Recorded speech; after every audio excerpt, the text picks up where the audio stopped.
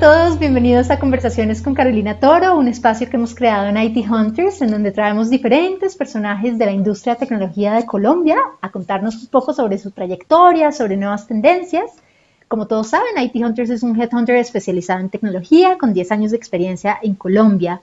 Hoy tenemos a Juliana Carmona, una gran profesional con una gran trayectoria en gestión en temas de tecnología. Juliana es ingeniera industrial de la Universidad Nacional de Colombia, con especialización en gerencia de proyectos y formación de alto nivel en innovación y emprendimiento.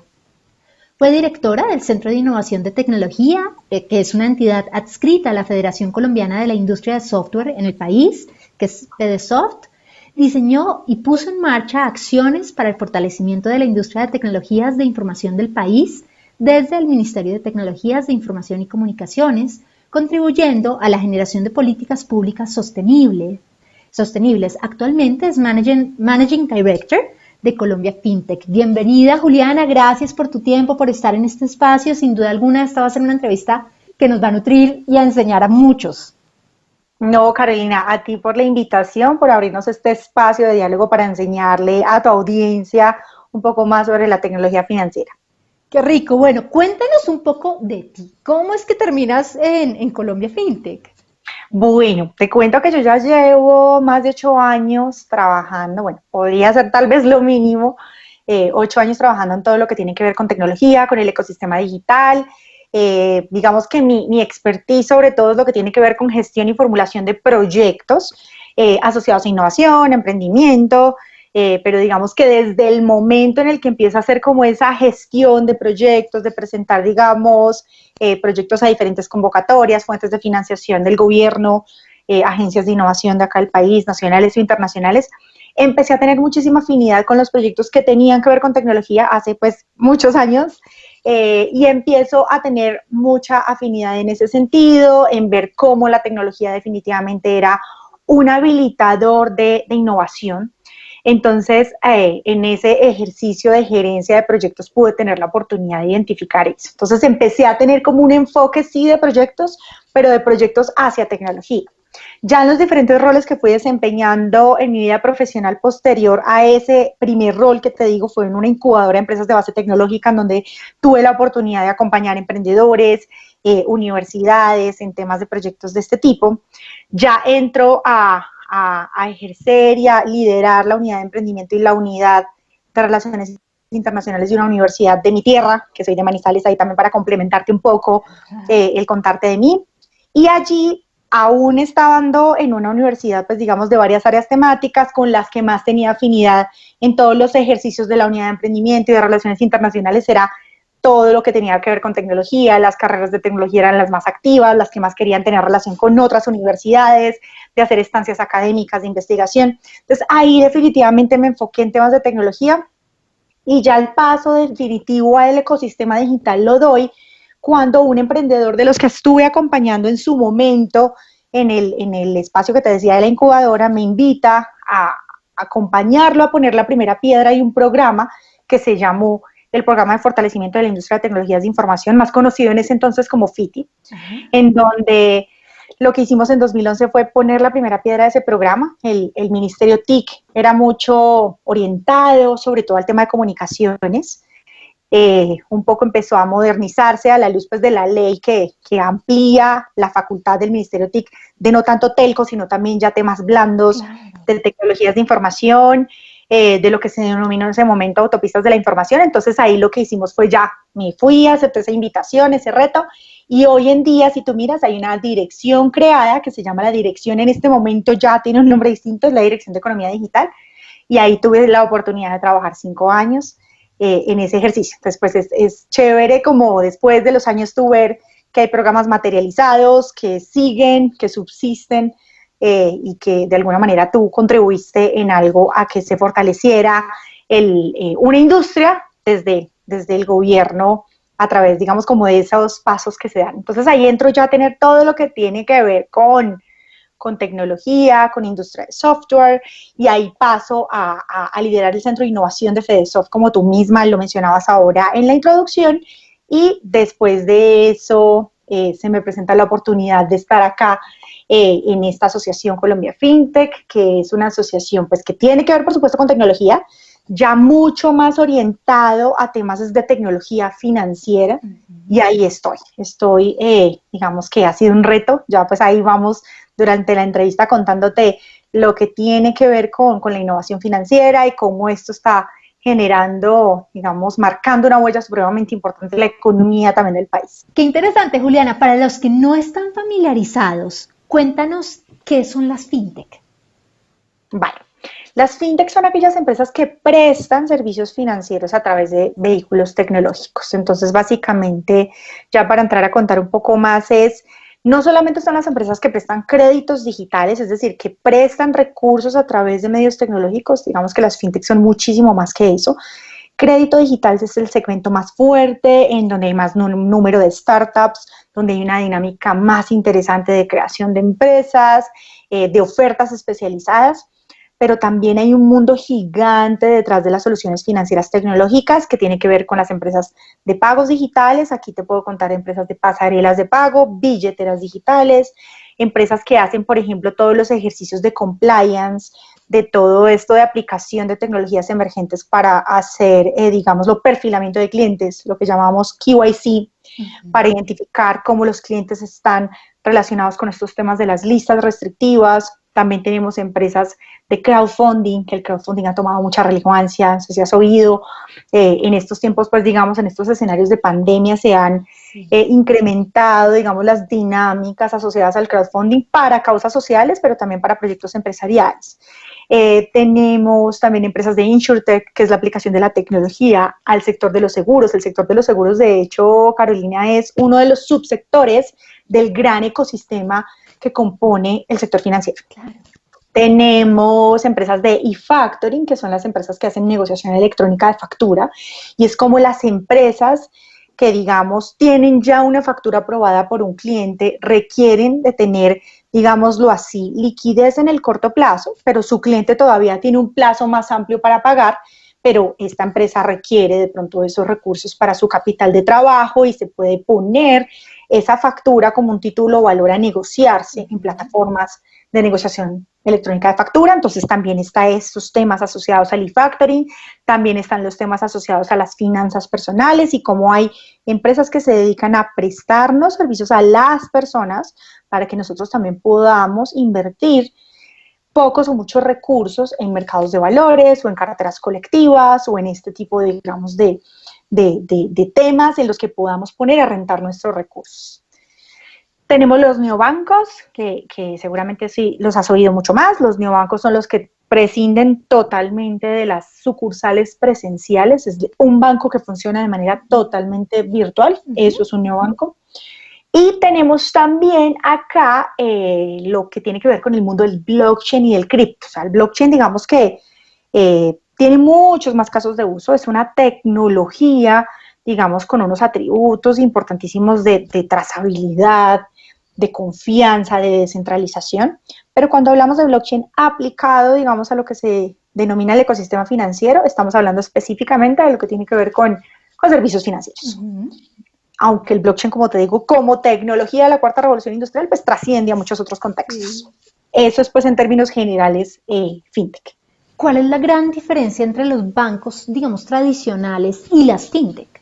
Bueno, esa es una muy buena pregunta porque digamos que hay como una cultura de pensar que los bancos y las fintech tenemos que estar enfrentados. Y ahí es donde nosotros, por ejemplo, desde Colombia, desde su fundación, siempre se ha pensado en un concepto que se ha denominado la fintegración. La fintegración es como ese reconocimiento de la coexistencia de distintos actores, tanto tradicionales como fintechs, en donde al final del día van a haber unos escenarios de competencia, por supuesto. En todo mercado natural existen estas dinámicas de competencia. En otras dinámicas también hay nichos muy especializados a los que a la banca tradicional no le interesa ir. Entonces, digamos que cuando nacen las fintech en su momento, nacen buscando respuestas a audiencias desatendidas, nacen con esa, digámoslo, con ese espíritu. Y allí muchos de los bancos y muchas de las entidades financieras tradicionales siguen sin estar interesados en ir a esas audiencias. Entonces también hay otro escenario en donde simplemente los bancos van a unas audiencias y las fintechs van a otras audiencias. Audiencias no tradicionales en donde la diferencia es precisamente que las fintechs son más arriesgadas, abren como ese camino de no importa si no tienes historial crediticio, no importa si ya alguna vez estuviste reportado en centrales de riesgo, tú tienes la oportunidad, o sea, tú puedes tener una segunda oportunidad. No te pido papeles, soy mucho más flexible en los requisitos, te puedo desembolsar mucho más rápido, porque son, digamos, unas empresas que nacen con un foco muy orientado hacia el usuario. Entonces, el primer escenario de comparación entre bancos y fintechs es, puede haber competencia natural, la hay. En otro escenario, hay audiencias totalmente diferentes en donde a las fintechs sí le interesa ir a la población no bancarizada. Si no tienes cuenta de ahorros, no importa, yo te puedo prestar plata aún así. Entonces, es ese tipo, digamos, de temas, nichos y audiencias diferentes. El tercer tema es, la misma banca ya está incursionando en modelos de negocio fintech, la misma banca ya está desarrollando sus líneas fintech, la misma banca ya está haciendo sus spin-off en temas fintech, porque están, por supuesto, la banca es un sector que también muy rápidamente se adapta a los cambios, está adoptando temas de transformación digital, y en ese ejercicio de la transformación digital surge casi que sí o sí temas fintech. Entonces, eso es lo otro. La banca también está incursionando en negocios fintech. Y lo otro es también hay un escenario en donde las mismas fintechs se están asociando o aliando con bancos con el propósito de, digamos, como que el banco de pronto lo que dice es, la fintech sabe mejor llegar a estas audiencias no tradicionales, a mí me interesa extender mi cobertura, más bien porque lo que hago es hacer una alianza y se están empezando a dar también esas alianzas entre bancos y fintechs. Entonces, pues, al final del día el relacionamiento es todo y hay una coexistencia permanente. Entonces, sí es un tema en el que si tú lo reflexionas desde este lugar, el ejemplo típico del Uber y del taxi es donde básicamente lo que pasa es que vienen unas, digámoslo, disrupciones que ponen al mercado también a dinamizarse distinto. Cuando llega Uber lo que hay es más opciones para el mercado, más opciones para los usuarios, siguen coexistiendo, compitan en unos escenarios, en otros de pronto el Uber va a unas audiencias y el taxi a otras. El taxi mejora con la competencia que le genera haber llegado Uber, mejora su servicio de cara a la competencia, pero al final del día coexisten. ¿Y quiénes ganan? Los usuarios, que vamos a tener muchas más opciones de elegir. Entonces, en eso cerraría la pregunta.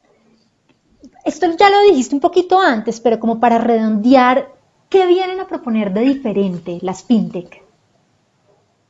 Bueno, la propuesta de valor fintech es una propuesta de valor que va más allá de la tecnología. O sea, siempre que nos dicen, no, fintech es porque implementa medios tecnológicos para prestar los servicios y ahí está. Y en realidad no, pues no puede ser tan simplista porque yo creo que una de las características más importantes del fintech es el foco hacia el usuario.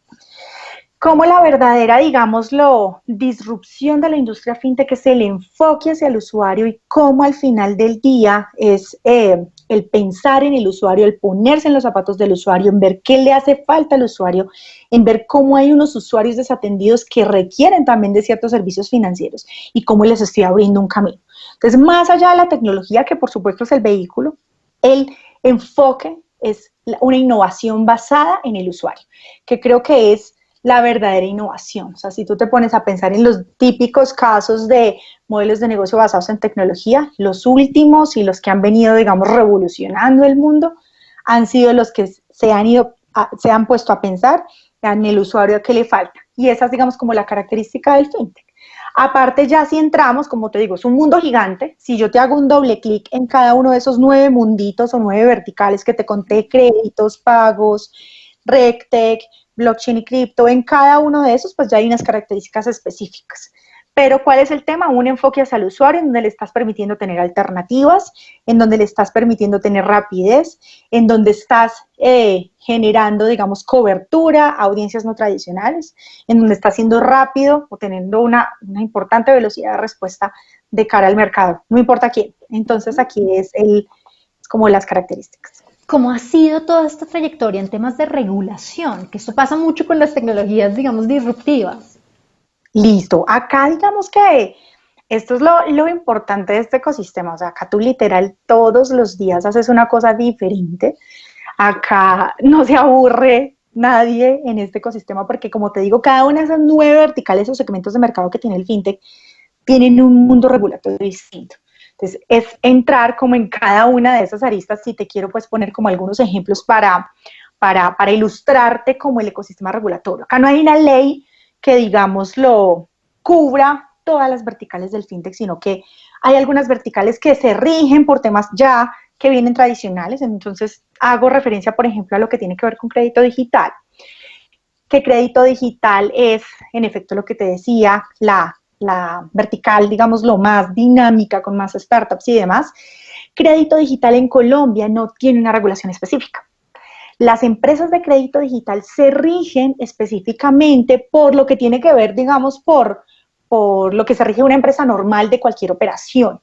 Entonces, digámoslo así, no están vigiladas por la superintendencia financiera, sino, digamos, más a la luz de lo que es una superintendencia de industria y comercio, que pues es al gran universo de las empresas.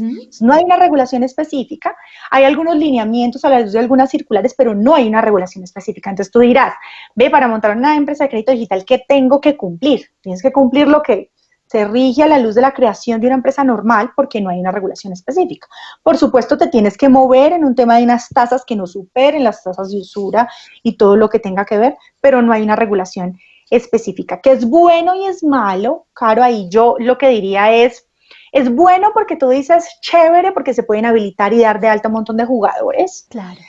Pero también de pronto puede ir en contra, porque también, como hay excelentes prácticas, también hay malas prácticas, hay empresas y personas, digamos, malintencionadas que aprovechan estos booms de la tecnología para crear fachadas de empresa que son en realidad para estafar a la gente.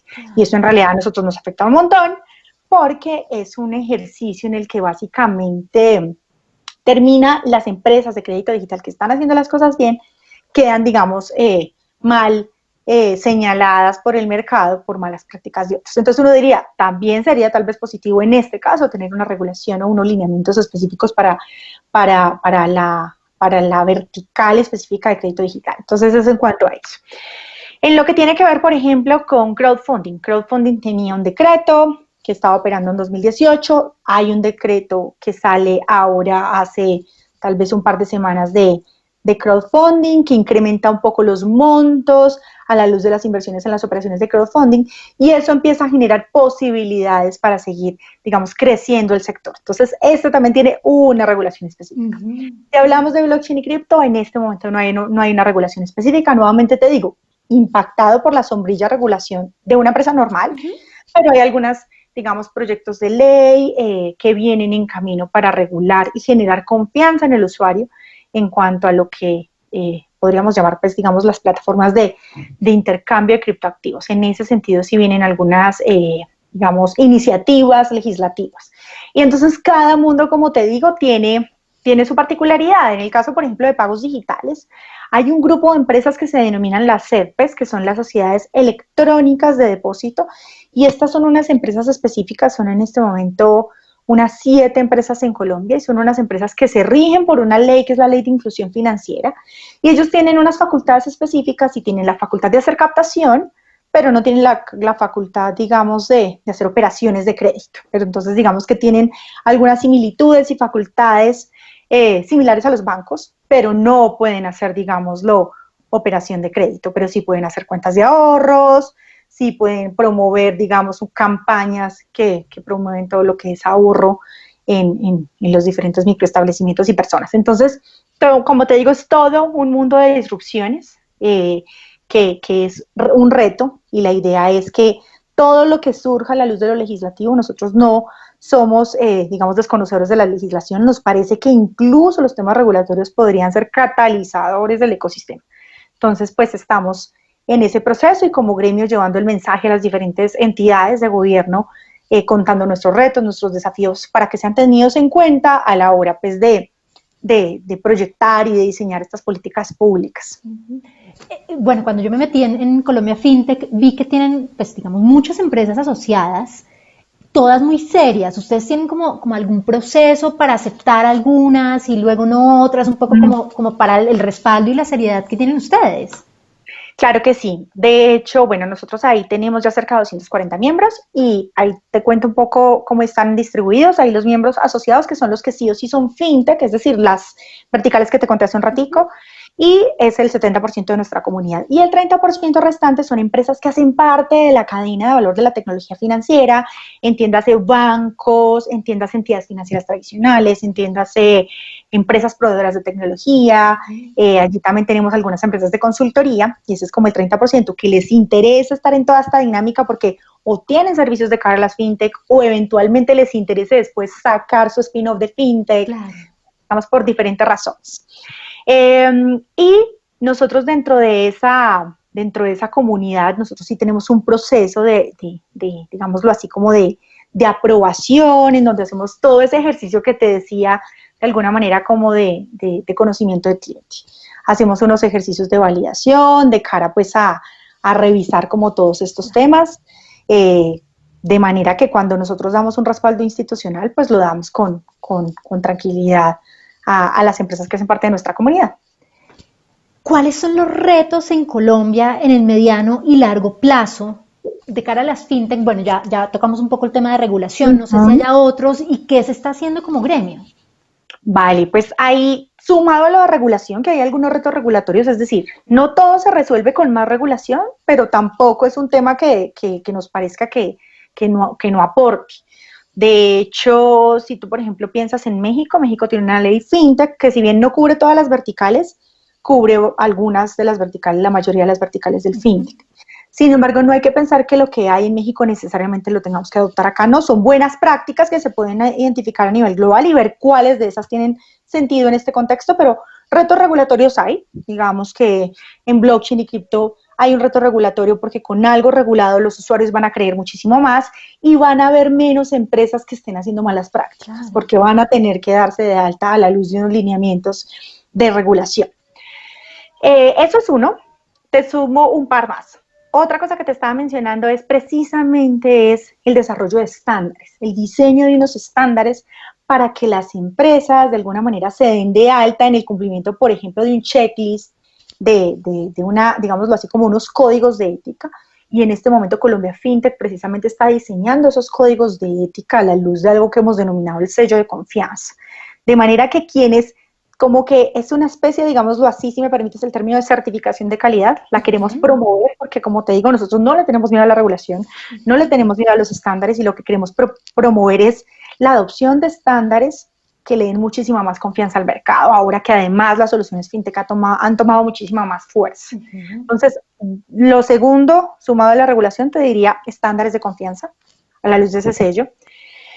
Y como tercer reto, temas asociados a inversión, porque digamos que nuestras fintech, como su nombre también te lo decía, temas financieros a través de la tecnología también requieren de su mayor materia prima, que precisamente es los recursos económicos, que es para poder tú seguir teniendo liquidez, para tú a su vez seguir prestándole plata a microestablecimientos, a empresas, a negocios, a emprendimientos, a personas naturales, llegar no solo con préstamos, sino con otro tipo de soluciones. ¿Qué es lo que más requieres? Recursos económicos. Entonces, se requiere también de ese acercamiento con fuentes de financiación para poder que nuestras fintech tengan la materia prima para seguir llegando a esas audiencias. Claro. Entonces, ese sería como el tercer reto. ¿Qué perfiles crees que van a ser los que más se van a necesitar con todo este crecimiento que están teniendo las fintech a nivel mundial? Perfiles de talento humano. Ok, pues mira, hay un tema muy importante y es, en Colombia el sector fintech es un poco más fin que tech, es decir, viene un poco más del origen de personas que han tenido un conocimiento profundo en la banca, y que han decidido emprender y sacar sus nuevos negocios, entonces vienen más desde ese sector, pero creo que es muy importante, digamos, que las empresas que son fintech, más allá de seguir tercerizando, digamos, los temas tecnológicos, que al final del día son, digámoslo, el alma a través de la cual transportan sus servicios, se empiecen a desarrollar temas también in-house. Es decir, si yo soy una empresa fintech, debería tener dentro de mi equipo de trabajo un desarrollo in-house que me permita diferenciarme y de pronto no tanto el tema de subirme a plataformas de terceros. Sin embargo, hay negocios que igual tiene sentido hacerlo. Pero creo que para responder tu pregunta se va a empezar a requerir perfiles que tengan, uno, temas asociados a experiencia de usuario. Como te decía, la industria fintech tiene una característica y es el foco en el usuario. Para poder suplir esa característica, pues tengo que llegar con personas que tengan esa orientación. Y dos, personas que tengan también la capacidad de desarrollar y de integrar la tecnología de cara, por supuesto, a esa atención al usuario. Y sumado a ello, personas con posibilidades también de implementar temas asociados a lo que son tecnologías emergentes, que son supremamente relevantes para este sector, en especial lo que tiene que ver con inteligencia artificial y lo que tiene que ver, por ejemplo, con Big Data y blockchain, que son tecnologías que tienen mucha relevancia para este ecosistema.